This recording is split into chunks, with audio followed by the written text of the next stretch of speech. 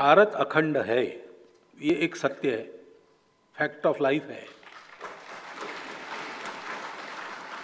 जबरदस्ती उस सत्य को नकार कर जो लोग चल रहे हैं उनका क्या हो रहा है?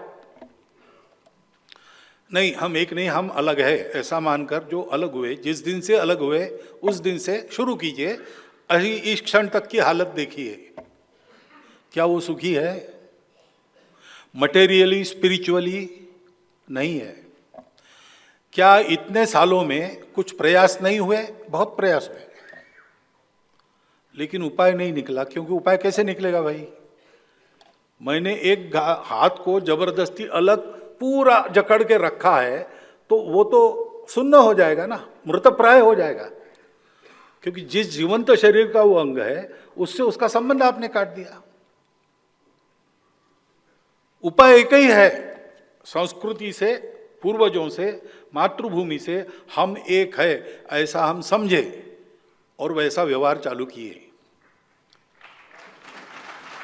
अखंड भारत ध्यान में रखना इज नॉट ओनली पॉलिटिकल,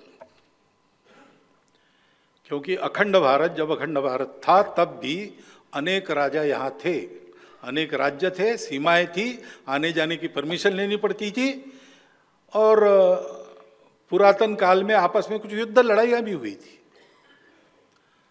लेकिन पब्लिक नेचर उस देश का, वो उत्तर से दक्षिण, पूरब से पश्चिम बेरोक टोक जाता था, कहीं भी रह के कमाता था, खाता था, और इस देश के साथ अपने आप को एकाकार मानता था, इसलिए कर पाता था। वो भावना अगर फिर से आ जाए तो उस समय का पॉलिटिकल, इकोनॉमिक डिस्पेंशन कोई भी हो, सबकी उन्नति होगी, सब सुखी रहेंगे, सब शांतिपूर्ण वातावरण में रहेंगे और सबके दोस्त बढ़ जाएंगे।